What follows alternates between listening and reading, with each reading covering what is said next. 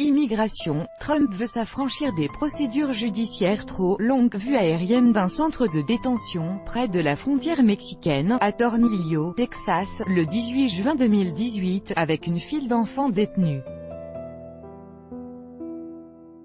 Reuters, Mike Black, le président américain continue de plaider pour plus de fermeté sur l'immigration. Toujours plongé dans la polémique sur le sort des enfants migrants séparés de leurs parents et dans l'attente d'une loi sur l'immigration que le Congrès peine à voter, Donald Trump contre-attaque et s'en prend au système judiciaire. Lundi 25 juin, il a répété que les procédures légales auxquelles faisaient face les clandestins étaient trop lourdes, semblant suggérer, pour la seconde journée consécutive, qu'il fallait s'en affranchir.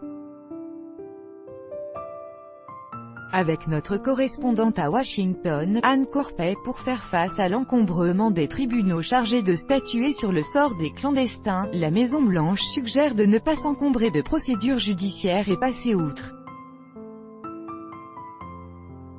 Embaucher des milliers de juges pour un processus légal long et compliqué n'est pas la bonne manière de faire.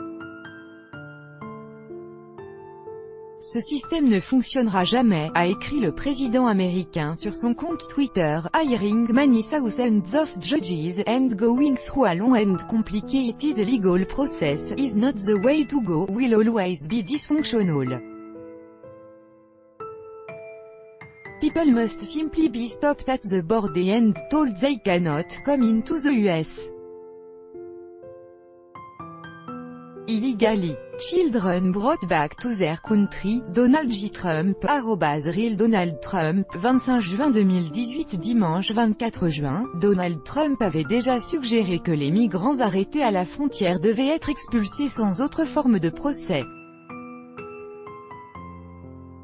Interpellée, la porte-parole de la Maison-Blanche a tenté d'expliquer la position du président.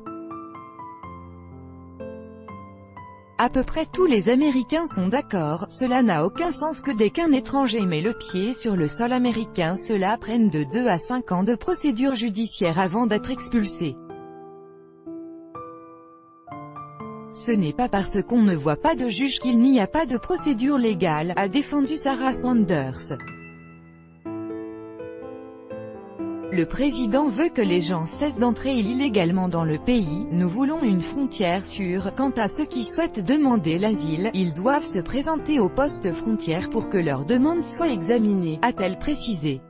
Sous-entendu, ceux qui passent la frontière illégalement pourraient bien ne plus avoir la possibilité d'effectuer les démarches nécessaires à l'obtention du statut de réfugié.